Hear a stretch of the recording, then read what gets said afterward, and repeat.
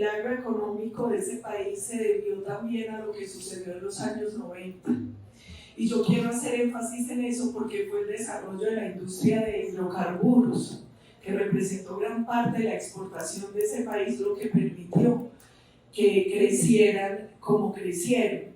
Y hago esa observación porque en el caso de Colombia, contrario a lo que demuestra la evidencia, se quiere negar la posibilidad de la industria mineroenergética, que sería clave para la superación de la pobreza y el desarrollo económico, como sucedió en Azerbaiyán, y que no tiene que ir en contravía de la transición energética y de las políticas de cambio climático. Se puede lograr armonía entre ambas cosas, y yo creo que en eso el país fue ejemplar. Muy importante también, y una gran lección nos deja Colombia con las medidas de liberalización y de diversificación económica. Yo creo que ahí Colombia también debería aprender de lo que ustedes han hecho. Y yo no podía dejar de comentar dos puntos que se tocaron aquí frente al tema de palma.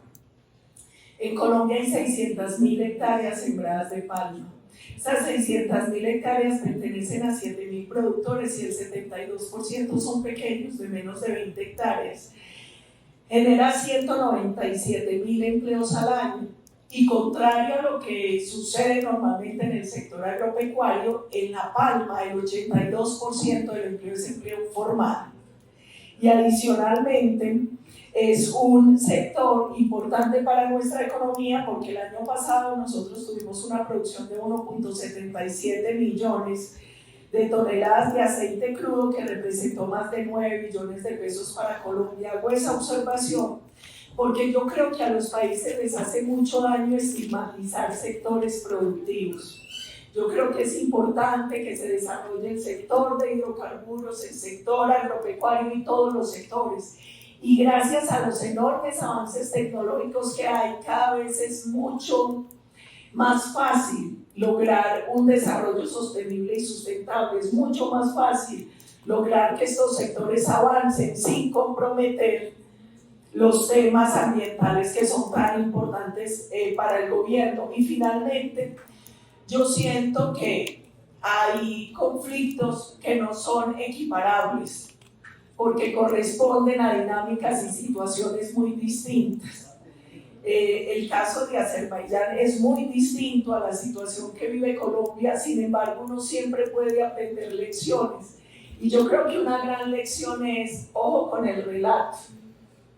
Hay que buscar que el dato mate el relato, porque hoy en el mundo, en esta ola de posverdad, se impone muchas veces un relato que no es equiparable con la realidad.